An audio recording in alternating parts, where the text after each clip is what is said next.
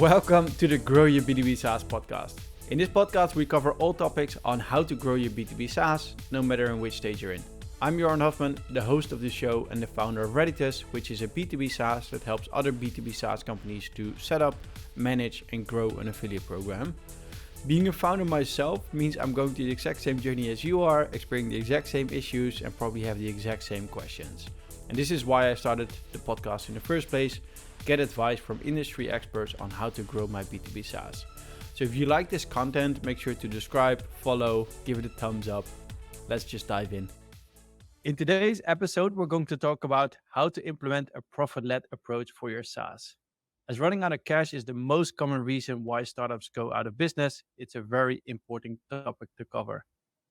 My guest today is Guillaume Moubeche, also known as G, and he's the founder and CEO of Lempire, where he's also building his empire of SaaS products. They include Lemlist, lemwarm, lemcal, taplio, and tweethunterr. They all have one thing in common: they help other businesses to help with their growth. He went from 0 to 20 million ARR in just 5 years. In 2021, his company was valued at $150 million, which he did in 3.5 years. Next to this, you will see G a lot on LinkedIn, where he shares his knowledge. He also wrote a book called The 150 Million Secret, and he has been featured on more than 200 media outlets. I'm really happy to have him on the show today. Welcome, G. Thanks a lot for having me, Joran. Nice. So if people are not convinced after this intro, why should people listen to you today? I think if people look at my content and everything I've accomplished, I've been documenting everything from day one. My role really is to help as many people launch and grow businesses. I apply everything I say, and I have very no bullshit approach. I really despise fake ass online gurus who are telling you how to get rich when they've never done it. So I failed many times. I share a lot my learnings and lessons. And I think overall we have tens of thousands of customers in more than 100 countries. We have more than 4 companies making millions in dollars of revenue each year. We've been highly profitable from day one. I started with only $1,000 this company. And I think business people want to overcomplicate it. But for me, it's all about one thing, that is trust. And we'll talk about this a bit later. And the goal of this podcast is to convince people that I have a few things to share. I know you have a lot of things to share, so that's going to be fine. Even your LinkedIn URL is profit-led growth. And that's what we're going to talk about today as well. What does it mean to you? I think there is this trend where VCs control the narrative. So investors have been controlling the narratives, I think, for ages. And the reason they control the narrative is because whenever they raise money, like a startup raise money, obviously they get a lot of PR coverage. They get a lot more press, a lot more customers from that. And what I saw was crazy is there are tons of highly successful bootstrap companies. So companies that started with nothing. Yet when I talk to entrepreneurs, everyone feels like to be successful, you need to raise funds. And I used to believe exactly the same thing 6 years ago when I got started, because I would see my friends raising funds or press articles. And then eventually you believe this is the only path to success. But eventually I think bootstrapping and always thinking about your profit has shown that in the tough times, it's actually how you build the best and biggest business ever. Right now, I don't know if you've probably seen it, but we're seeing unicorns getting totally crashed. You can think of WeWork or tons of Fast is also a really good company example. They raised, I think, 200 millions and never made a single dollar. I think they were at 600K ARR or something like that, raising 200 millions, and they went bankrupt. Seriously, how do you want to inspire people to become entrepreneurs when you have always the same people raising money, always the same people spending and wasting cash? And I think profit first mindset is just very simple and basic.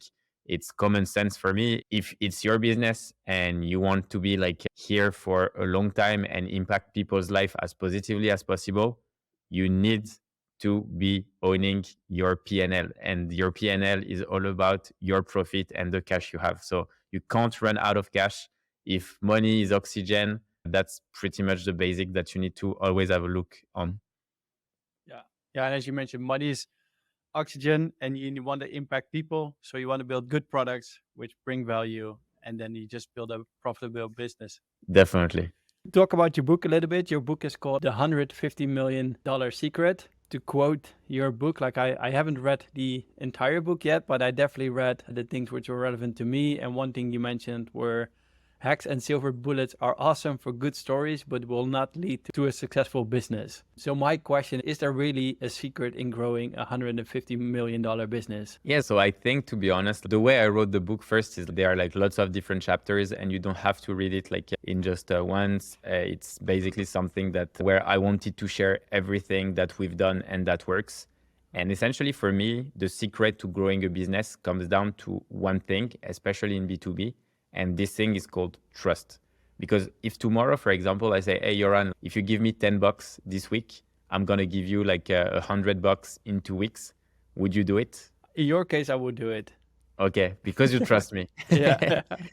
And that's the thing. People want to overcomplicate things with business, but actually in B2B, you either help people make more money or you help them save time, which essentially can convey into some sort of monetary value. And eventually, for people to allow you to help them make more money or save time, they need to trust you. If someone in the street you don't know come and tell you like, hey, give me $10 and tomorrow I give you 100 back, you will not do it because you don't trust them.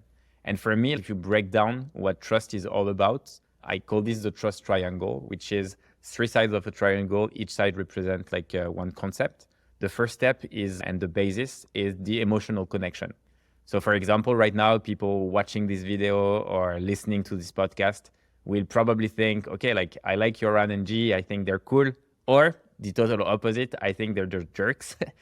But this emotional connection is gonna make them have a first impression and start to build a little bit of trust or not. Then the 2 other sides are credibility. So for example, if I tell you that I built like a $150 million business, that I became multimillionaire with starting from nothing, etc., the credibility I build is a lot stronger than someone who is no social proof, who don't know anything about business, who just get started. And then there is like the reliability part, which is even though you built emotional connection and credibility, you need to be what we call reliable. So do you deliver on the promise you make? For example, presidents, like whenever they get elected, usually they have strong emotional connection with their audience and also a lot of credibility. And then the reliability part is what you will see whenever they get elected. And the reason why they get elected a second time or not all comes down to that reliability part. So for example, if we transfer this to business, if I tell you like, hey, by using like this specific sales prospecting templates, you're going to be able to book like a lot more meetings than what you were doing before.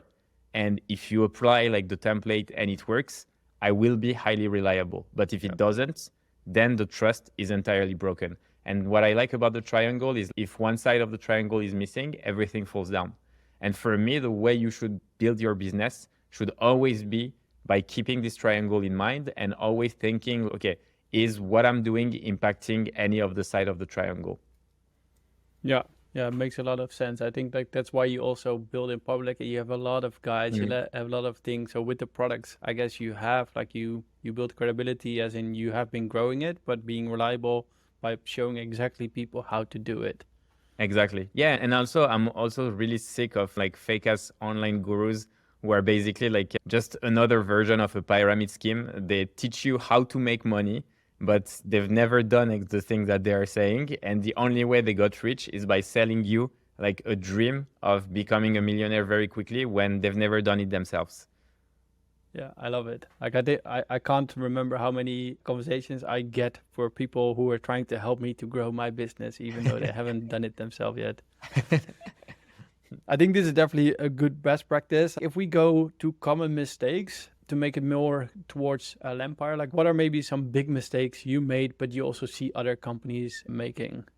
I think in the early days, the number one mistake was trying to go after enterprise accounts, like all the big names, and you feel like you need like really strong logos at first. But the reality is I had, for example, I can give you 2 examples, the Uber and Facebook stories. So I had meetings in San Francisco with both like Uber and Facebook, and that's called Meta now. And essentially like I had up to 8 meetings across 2.5 to 3 months. Everyone was excited, etc., etc. But the reality is like whenever you want to start, or if you want to have like contracts with these kind of companies, the amount of paperwork you have is just like insane. It's like the biggest pain ever. And fully transparently, like when you're a startup, you can't cope with that. Like you will need like tens of lawyers. It would cost you a ton of money, etc. So instead of trying to focus on really like enterprise deals that are like, I think, a waste of time in many cases for startups, you should always start in a place where I would say like legal, etc., is not such a big pain. Because for us, it was like a huge defocus. And often I see people like wasting a lot of energy just because of a big logo. Actually, you can help many other companies, and you need to pick your customer, I think, like really wisely. So for me, in the way I look at business, I love like the ikigai like type of framework where, you know, it's how are you like fulfilled in your life? You need to take something you're good at, something you love, and something that can also like sustain like your needs, so money, etc., etc. And eventually, like for me, business is the same thing. Like you should not work with people who are making your life like miserable. And sometimes I feel like for enterprise deal, especially when you get started, because you don't have all the technical infrastructure and legal infrastructure, it's not worth it. It's not worth it, in my opinion. As you grow, eventually, yeah, of course, you can do it because you get bigger, your product gets more mature, etc. But in the beginnings, I wouldn't recommend anyone doing it. Another thing that we did that was a bit stupid, it's the classic mistake. I think this is the most classic one, is I'm the founder and I know better. And for me, like there is no shortcut. You have to talk to users. And it's only when you talk to users and remove all the bias you have about a specific problem by asking open questions, then eventually you become really good at solving problems. But if you don't do it, you just work on something that's totally useless and that no one likes. Like eventually, to share like a story, we actually decided to change entirely like the user interface without telling our users about it. And eventually we removed a lot of functions in the app. And because we were not tracking anything, we did not know like what people were using. Very smart back in the day. You want to be like fast, break things, etc. Yeah. And right after when we did that, I had so many people, because we had a really strong community on Facebook. I had so many people insulting me, saying, who did this? They're so stupid, etc. In that case, you can always, like the lesson for me was, okay, you can always take a bad situation and turn it like into an opportunity. So go talk to your users, understand, be fast, quick to react, show that you own your mistakes and that you're here. Because the reality is like, the more you share your mission with people, the more they are inclined to help. There is actually a study from, I think it was, I saw it in a Harvard Business Review, where essentially they say that if a customer has an issue with your software or service and you solve it, they're actually like 10 times more likely to stay with you forever, because they actually know that you are here to help them. So the issue is never really what's happening to them. It's more how you react to it. And what's happening, you don't always control it. However, how you react, it's 100% under your control. So don't hide, because I've seen so many like CEO and founders, when shit happened, they're like, okay, let's be silent. And eventually people will forget. I think this is the worst ever. Just show up and show that you care for people and that you care about the problem and that you're here to help them out. Yeah. And for the people listening, go check G's book, because he has all the comments also in the book, like with the real screenshots. So if you want to have some fun, go check it out. I think it was a real nice one. But I think like also after that, I think you mentioned talking to the users, being really transparent, and then also helping them to move forward, and indeed like going through the highs and lows together in this case. Definitely. This isn't one big mistake, right? Can you maybe go into some strategies or processes you use to scale Lempire? Because you've been growing it fast, of course, and without processes, you're nowhere in those kind of cases. Any thoughts here?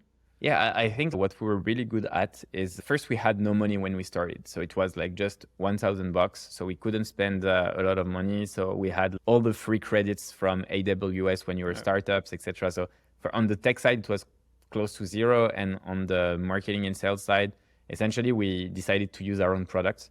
So before launching Lemlist, that is like a sales automation platform, I was running like sales prospecting campaign with my agency. So I was really good at sales prospecting. And what I decided to do is use Lemlist, run sales prospecting campaigns, and document how I was doing things, That way, I knew that by showing people the results, it will maybe push them a little more to leverage Lemlist and our unique features. The idea is eat your own dog food. This is the first step. So try to use your product as much as possible, if you can. If you can't, document what others are doing. Then you share like the content in a community and try to be a connector. So because you are solving a problem, being a connector is actually extremely valuable. So to give you an example, people are struggling to get replies whenever they do sales prospecting. Like it's hard, it takes a lot of time, etc. So people struggle, they don't know the right approach, etc. So this is the problem we wanted to solve. Once you have identified the problem, if I can connect a lot of different salespeople, founders, marketers who are running sales prospecting together, and I become the connector, I add a lot of value. So I created a community adding all our users and people interested in that topic. I would share with them like all the things that I would be doing and the results. That way people could copy. Once they would copy, I would leverage like their success stories to drive more traffic and get even more people. From there, a lot of people would start asking or sharing a bit more their problems, which would give me ideas on what features I should build next. So I would implement all the new features in my product to serve them better and help them solve the problem better. And from that, I would reuse the new features, show them like how it works, what results I'm getting, and so on and so forth. And by doing this, we have a true growth loop that self-sustained. And today we don't run ads, and 95% of our traffic on Lemlist comes from people typing Lemlist, just because we've created that growth loops that works really well for itself. Yeah, and I think it all starts, as you mentioned, eating your own dog food. So use your own tools so you can actually start building those stories, and then people can relate to them, try iterations, and then you can indeed have that loop starting. Like it sounds super simple, but a lot of people definitely forget about this one. Simple, but not easy. Yeah, exactly. This podcast episode is sponsored by Reditus.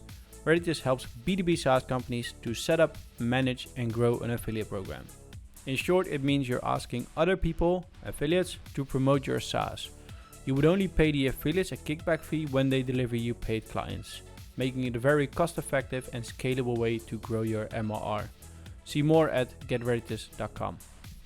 And one other thing I took out of your book, as in you have profit-led growth, right? As your URL on LinkedIn, it's something you talk about. But then I also something where you said you pay yourself salary, or you start paying yourself more salary month over month, which kind of goes against that principle. But can you tell a bit more about that? Yeah, definitely. So I think the reality is like when I got started with Lemlist, I had like close to zero ambition. I had failed 2 businesses in the past. I had no money in my bank account. So it was quite tough. My girlfriend at the time was paying the rent. So it was like my ambition was essentially keep working on something that I love, which was Lemlist, and be able to pay myself a salary. And when I reached that point, I felt like the more we were growing, because I'm really bad at celebrating things. Like I don't celebrate milestone. I think it's one of the things that I should always work on. And I'm trying to get better at this. But every time I reach a milestone, I think about what's coming next. And I felt if I wanted to be more ambitious, I actually needed to see things from a different perspective. And the reality is like the more you increase yourself, the more ambitious you are. Because if every time you reach a certain milestone, you know that you're going to get a salary increase, it's a really great way to drive more motivation and grow the business faster. For some people, money is not a driver. But for me, to be honest, 1, I love money. I never hid it. And 2, I come from a very middle-class background, and money helps me retire my parents, help people in the family, etc., etc. You know what? Like for me, it's a driver. And I think like increasing your salary if money is a driver is literally like the best way to do, and to be also efficient. Because if you increase your salary, it means that technically you have a bit less money to invest in the business. So technically it also means that you need to be more efficient in the things we do. And I often feel that because by nature, human beings, they really hate the void. So every time we see like a void, people want to basically fill it in. So for example, tomorrow I could hire like literally 100 people in our company, and I'm sure they would find stuff to do. People can't be just like sitting bored and do nothing. But the reality is what they're doing, bringing value to the business. Often It's not the case. If you look at Twitter, they fired like 80% of people. I'm really sorry for all these people, but they were like really useless to the business. Twitter has never been generating more revenue than now. Of course, maybe Twitter will die eventually because Elon Musk is doing tons of crazy shit along the way, but that's the reality. And for me, I think if you can take care of yourself and be in a place where you know that you are happy to stay there forever, then you become invincible. Yeah. Yeah. And in a way, you're also putting value on yourself, right? Or you're giving at Exactly. least, because in the end, if you're just not paying yourself that much salary, then what do you think yourself are worth? And you're just putting everything back, and then you're just like keeping yourself small in a way. Yeah, and same for the people you hire. I grew up in a family where we've always been looking at price. And this is something that's part of my DNA. So when I go to the supermarket, even though I took $10 million like in 2021 in cash out, I've made some really good investment, etc. So I've got like a lot of money, but even like right now, I'm still looking at prices just because it's like part of my DNA, part of how I grew up, etc. But paying yourself like a higher salary, as you said, it also gives you an idea of your worth. And whenever you hire people, also like how to value people will bring a lot of value to the company, and you aim a lot higher. Yeah. And I think that's why your story is really relatable with a lot of people, because they have been in similar shoes in the past before. I think your most important metric is profitability, right? Like, Yeah. at least that's what's in the book. How do you look at it? Because you mentioned you can hire as much people as you want and they probably still find something to do. But how do you look at like profitability within the company?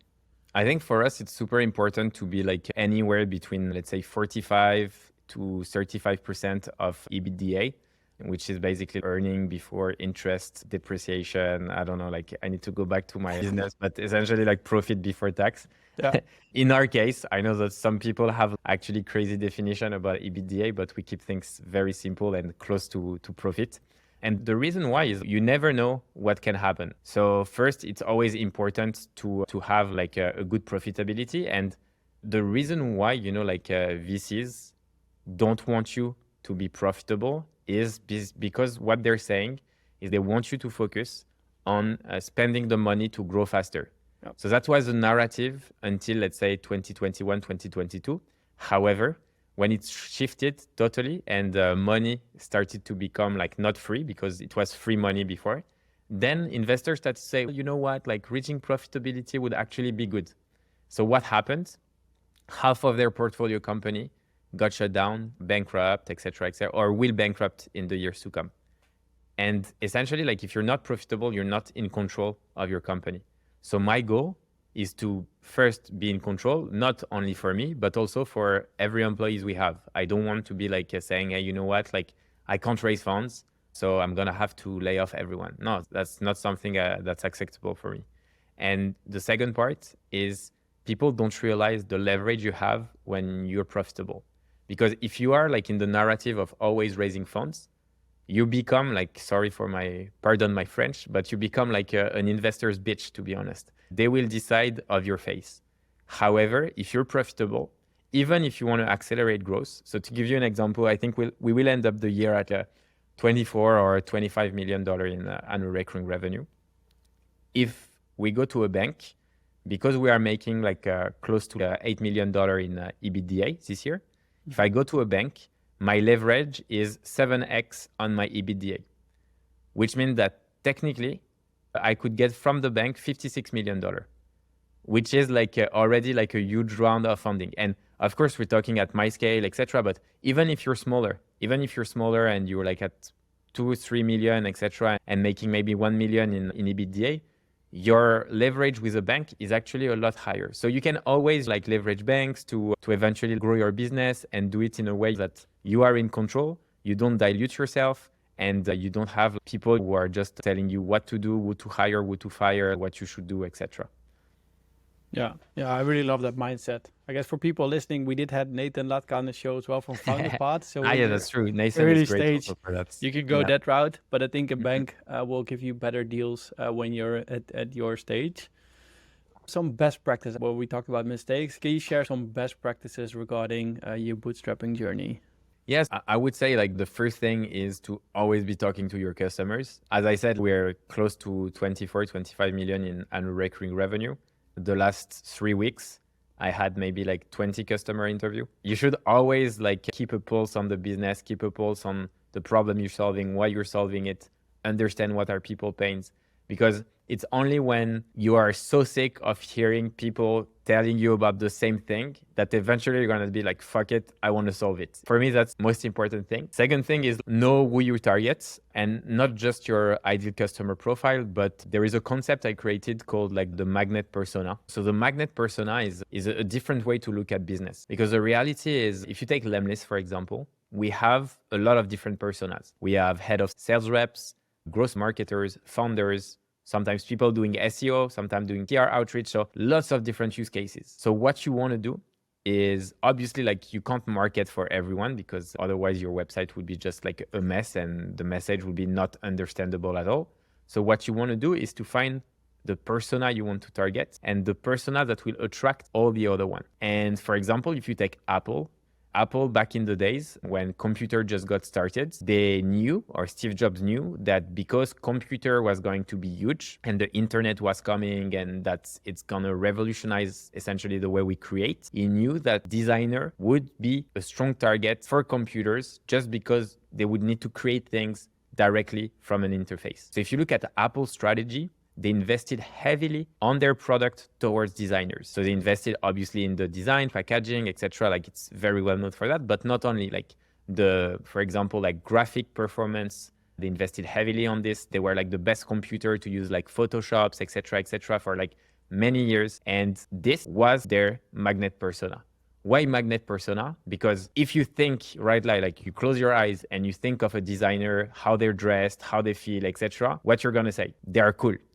You know what I mean? Everyone wants to have the style of a designer. Everyone wants to have this feeling of, I'm an artist, I'm creative, I think so. And essentially, when I use like a MacBook or like my iPhone, I feel more creative. And they created such a strong brand because they had the right magnet persona. So it's okay to have like tons of different people using your product and service. It's okay to be lost on, I don't know which target I should go. But if you think of this concept of magnet persona, like, who is the one persona that will attract all the others, then once you find that, you can triple down on it, and I can guarantee that this is going to skyrocket your business. Really like it. And you probably wrote a blog about this, or people can find more information somewhere about this, right? I don't think I've shared it like that much, but I will. Okay, nice. And maybe as soon as this podcast goes out, you already written it, so we're definitely going to link towards it.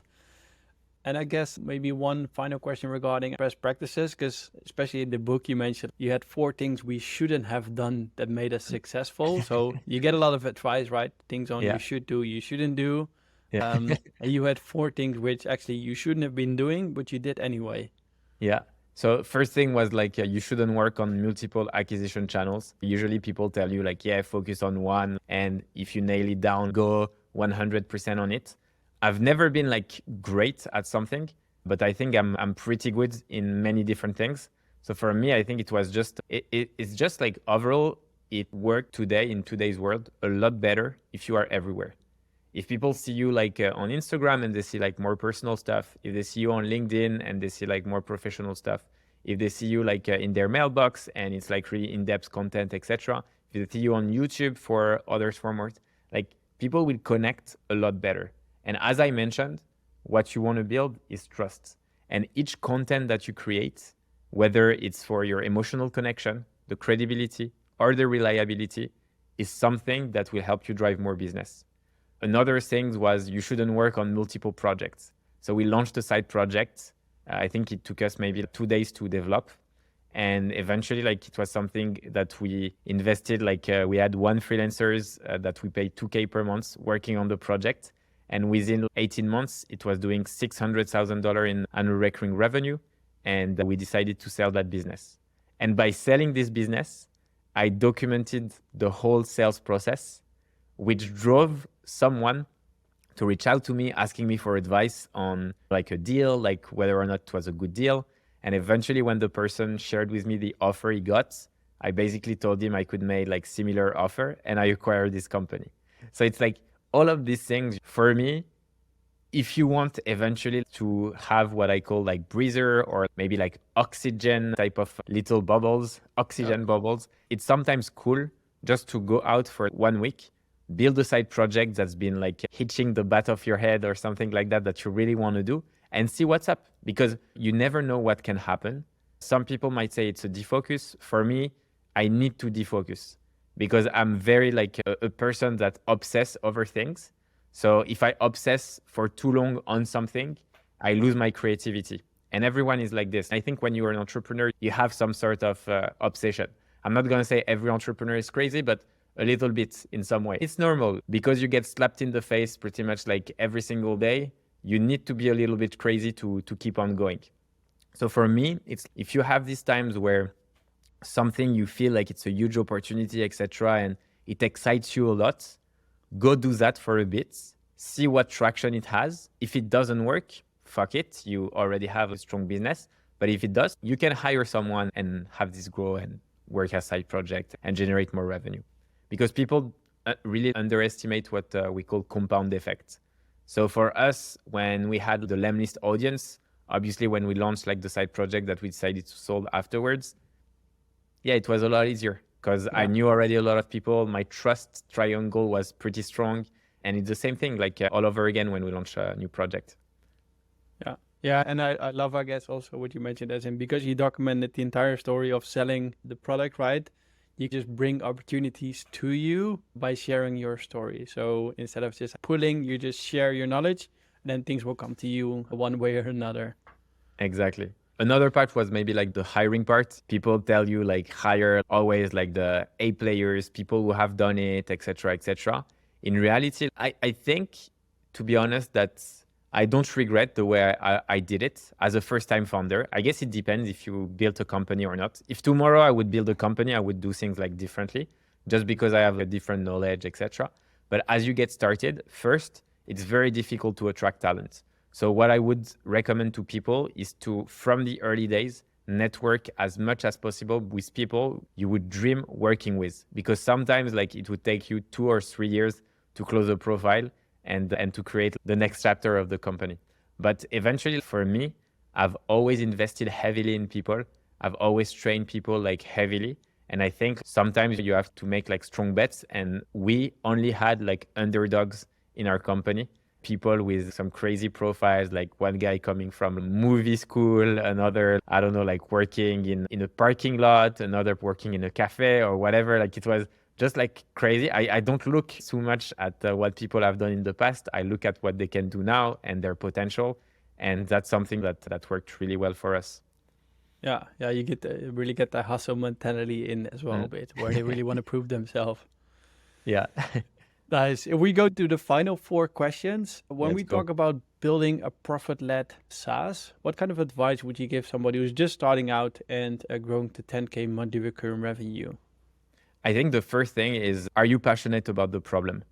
Because I see too many people who just want to make quick cash. And the reality is, like a SaaS, you need to be patient. It might take 18, 24 months just for you to start generating like a good traction and a good revenue, or even reaching like 10K. You've seen like a lot of articles where how did we reach like 0 to 10K in 24 hours, etc. But this is not the norm. If you look at like how much it take on average for people to reach like to 1 million, I think it was something like 800 days or something like that. So it's like almost 3 years. And for me, this counts only the companies that actually reached 1 million, which means that a lot of them actually failed, never reached it, etc., etc. So you need to be patient. And in my opinion, people fail when they choose the wrong problem, they're not passionate enough about it, and they don't talk to users. So if you manage to do these 3 things and have these 3 box like checks, it's all about showing up daily, working, and eventually it will pay off. Exactly. There's no hacks to it, as you mentioned. Yeah.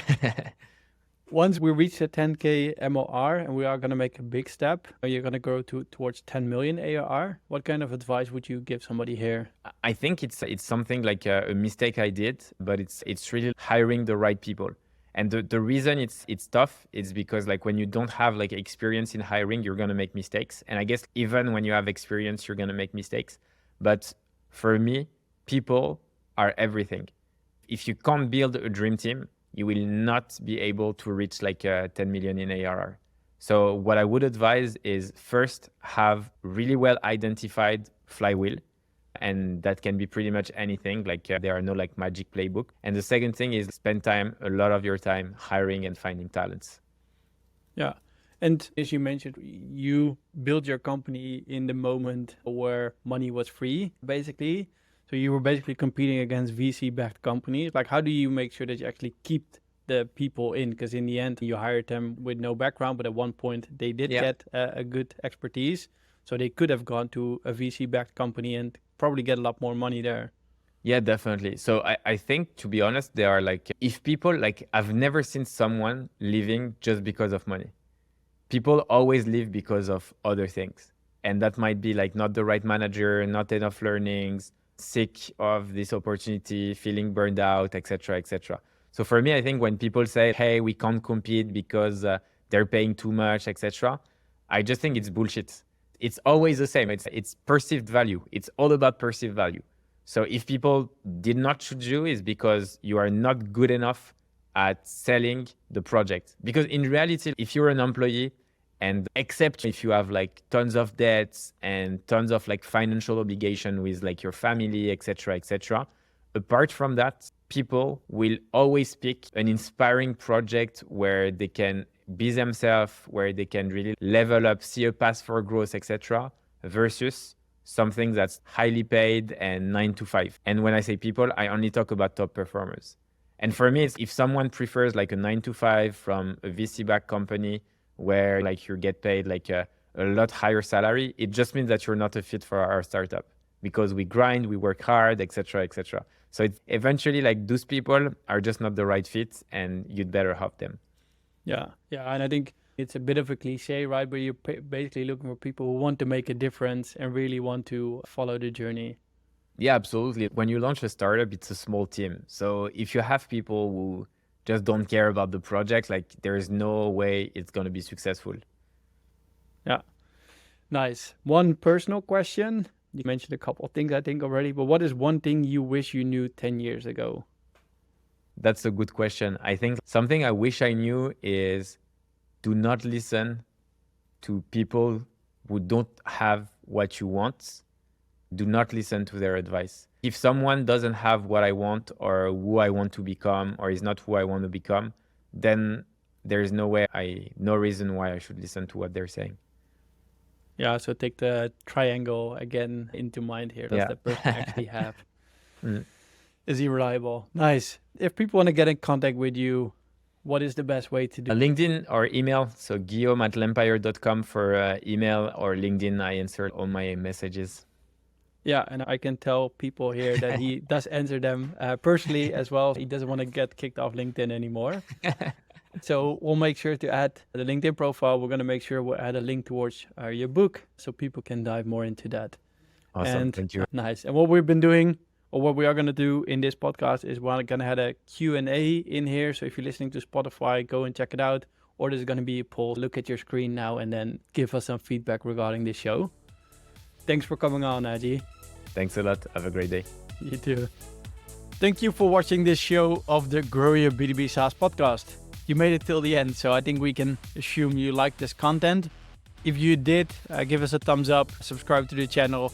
If you like this content, feel free to reach out if you want to sponsor the show. If you have a specific guest in mind, if you have a specific topic you want us to cover, reach out to me on LinkedIn. More than happy to take a look at it.